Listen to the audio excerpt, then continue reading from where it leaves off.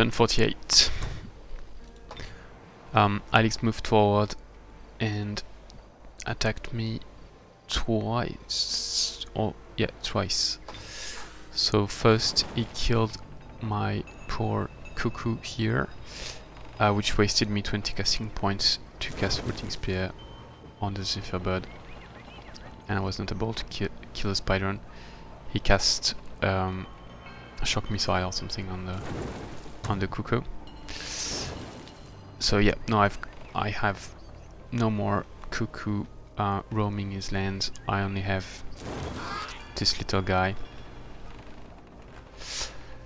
and this city is too big, and so I wasn't able to move and try to attack it in one turn.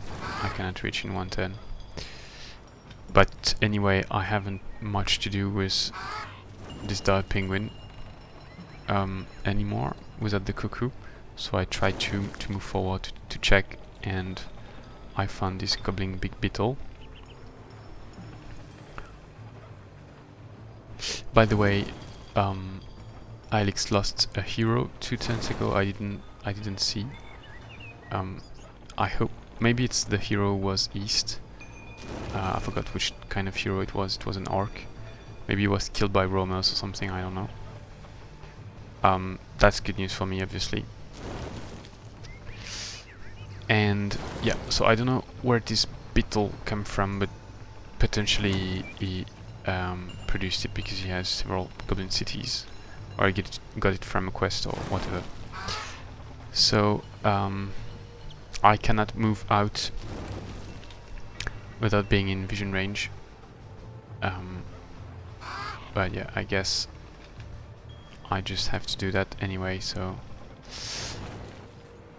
let's move there to be further away from his troops, his spy drone, and try to escape. Then the second battle, so then he entered my throne with this stack, and he took the throne, which was undefended, and then he did a battle versus a Larvae, which he easily killed, obviously. And I checked where his troops were, and I knew one was on wetland, one was on mountain, but I didn't know exactly where. So I moved my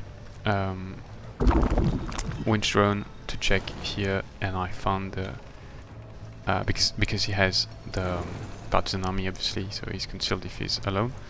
I found the Zephyr Bird on the tomb. I tried to attack it, and then it revealed the spider on behind on the mountain.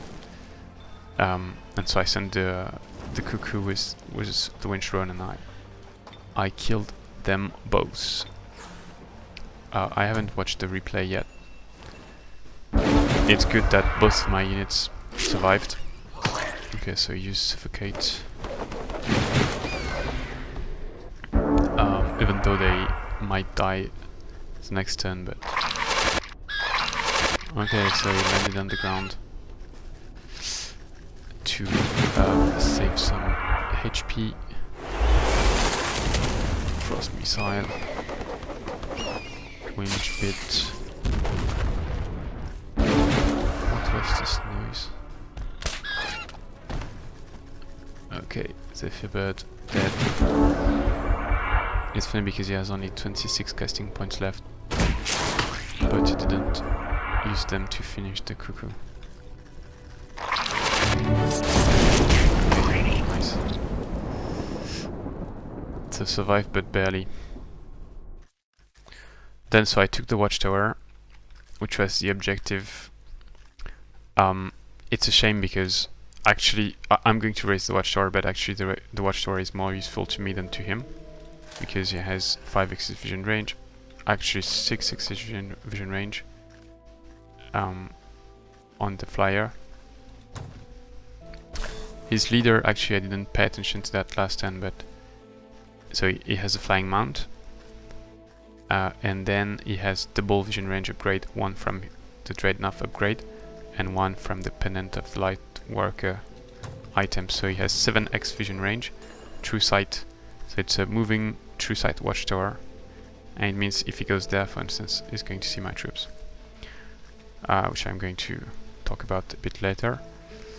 So whereas me, I don't have vision range because I'm Insectoid, and so it's really a shame to raise the Watchtower, but I think I have to. So let's have a good look at his troops, and then let's raise. So his Sorcerer is at my throne, and the goal is next turn to build a road up to here and then attack the throne with at least 2 stacks and hope that I beat them.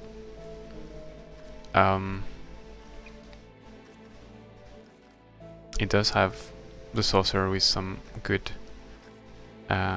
ranged attacks, but yeah, we'll see, because I think he's burning it, as we can see with smoke, even though he's pure good, but is willing to burn it, which is the best strategy for my throne, I think. And so I have to take it next turn, otherwise it's gone, because raising is 2 turns.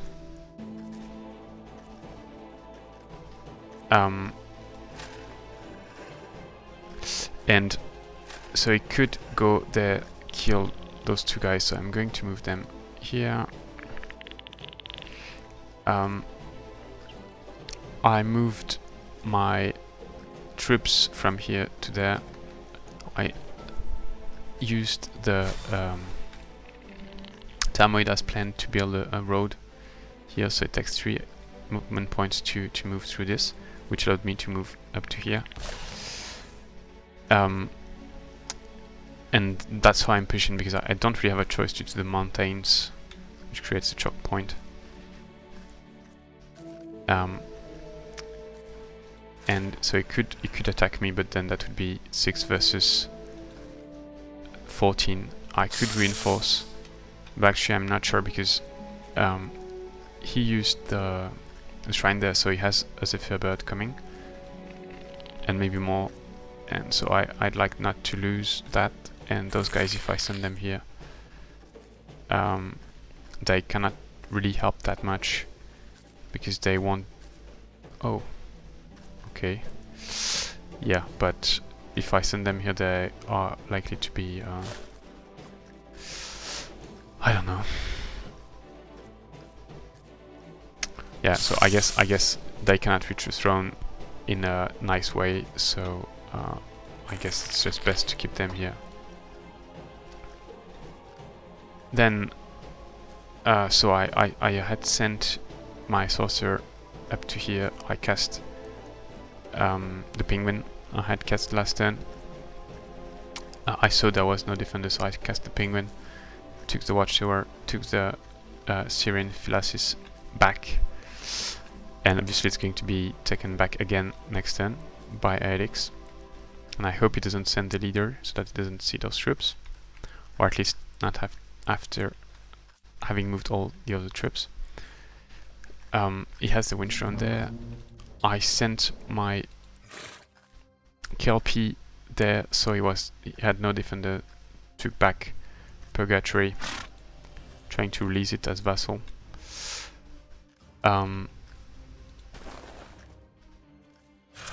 And yeah, so I'm on Blight, so I'm worst morale, so he might desert. So let's just stay there. I could go on water, but doesn't change much, I think. And the Frostling. So I don't know what he's going to send to take back Purgatory, but he's likely to send something. Yeah, so now let's raise that.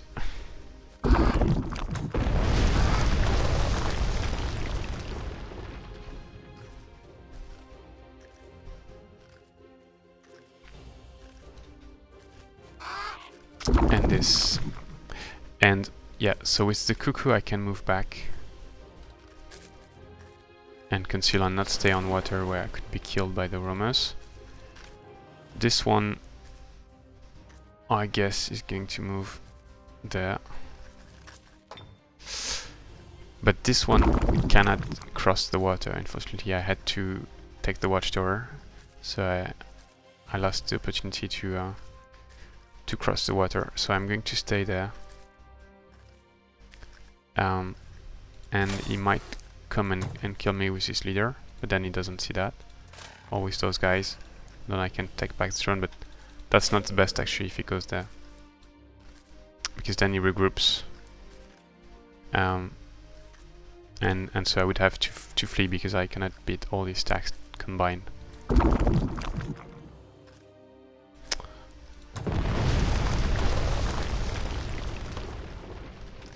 At least I'm in the middle of the mountain, so I make him commit some units, at least one unit to go there. And it takes some time to extract them from the mountain again. So I don't have much mana left. Guess I should still try to cast a dire penguin. That might prove useful, even though I don't really have the mana to cast it. So those guys, they moved around to see if there is any concealed partisan unit. Didn't see anyone. I didn't check there actually. Yeah.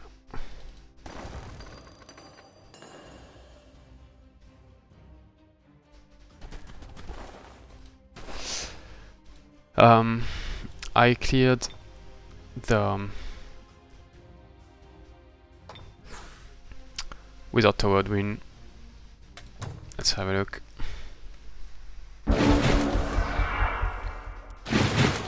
So the idea as usual is try not to get all the units at the same time. So even though I take fire, I think it's worse moving in position here. So that then play them one by one and I have time to kill them and not take too much damage at once.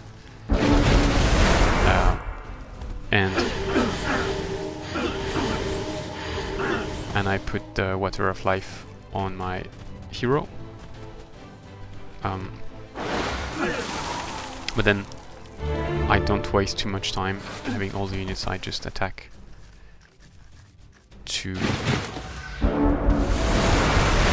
avoid taking too many prismatic spire anyway.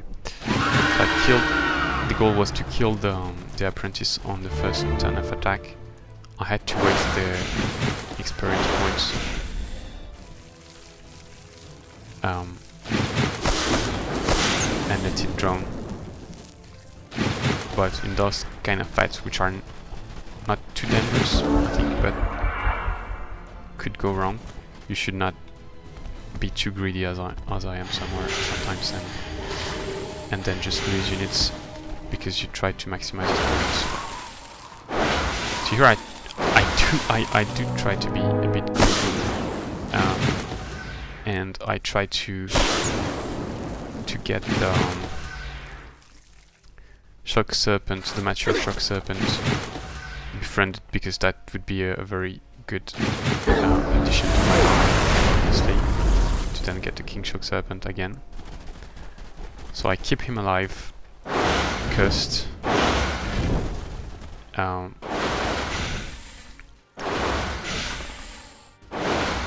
But unfortunately I failed to befriend him later on. I sent the Reed Serpent there to try to split them a bit, and it worked.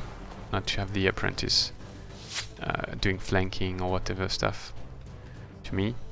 And I accepted to get the Shock Serpent attacking the Priestess of Nimu, because then I can just flank him and move backwards. One shot by the Shock Serpent, and I killed the Shock Serpent with my leader, which is good for experience. So the Tectonic Guardian obviously is very strong, very tough to kill. Here again I accepted to be flanked by it, because I've got Water of Life and I can potentially stall the fight with the webbing and stuff. So I take the hits, 3 hits, and I drained the action points with my toughest units. Failed 60% different animal.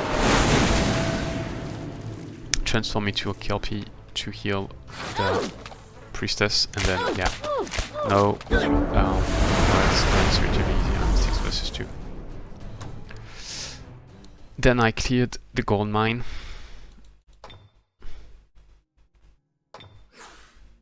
Easy.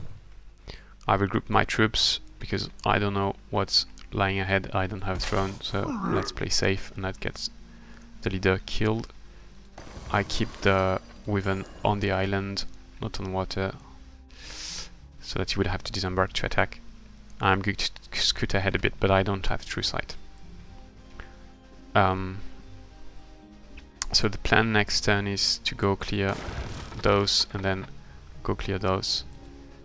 And I hesitated a lot, but I think so I'm spending a lot more time now on the turns now that I have only Alex left against me, and I'm not playing any other games, so hesitated a lot, but I think I should go for Builder's Hall, Dolmen, research Shaman, and then start producing Shamans there. And with the Builder's Hall plus this, I will have 60 base income, base production, and I could potentially get more if the city grows. And the Shamans cost 140 gold, 30 mana, so that's 170, and I could 3 turns them, so that's not excellent, but that's good enough.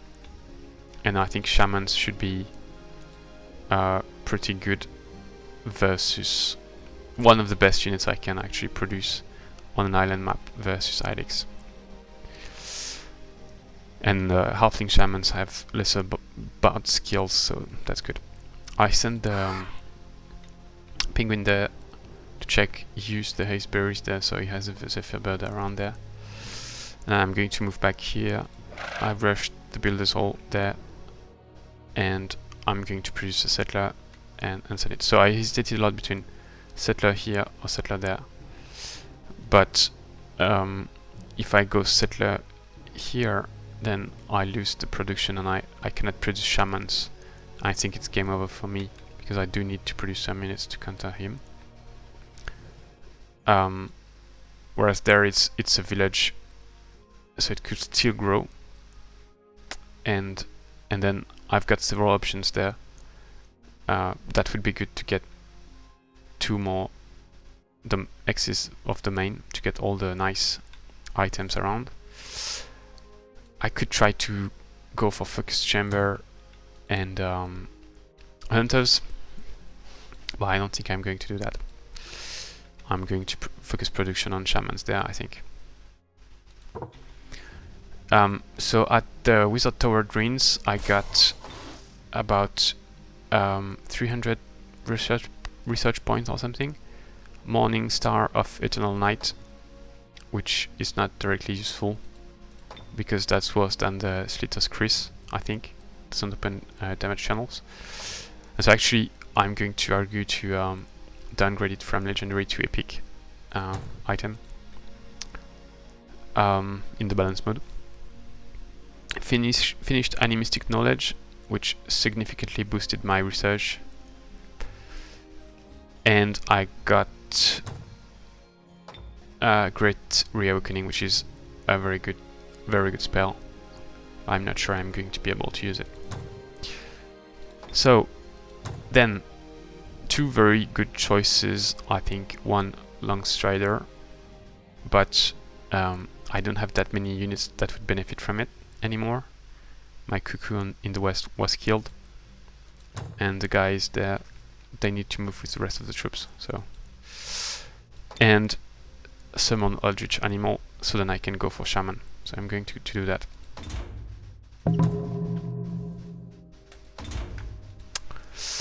My leader leveled up, level 8. I'm not taking anything. Race Governance, still not taking anything. Okay.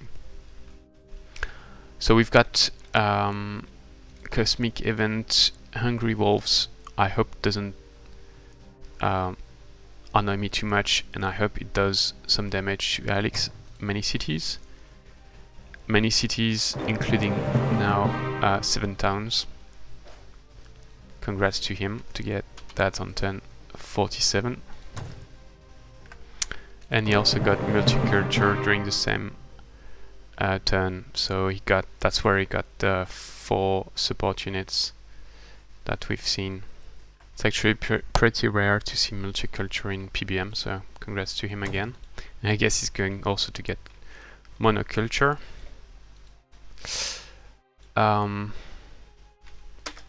Yeah. So that's about it. Trying to release Purgatory, but not helping much. Here producing merchandise. Penguin hasn't reached the city yet. Ah yeah, and those 2 guys, so they couldn't take the shrine because he took them. He took the shrine in front of me, and so I moved west instead. I've got Arctic Concealment from the shrine from before, and I've got dense vegetation concealment, so I should have additional eyes soon if I survive. So next turn should be interesting, depending on where Alex moved. Thanks for watching. See you next turn.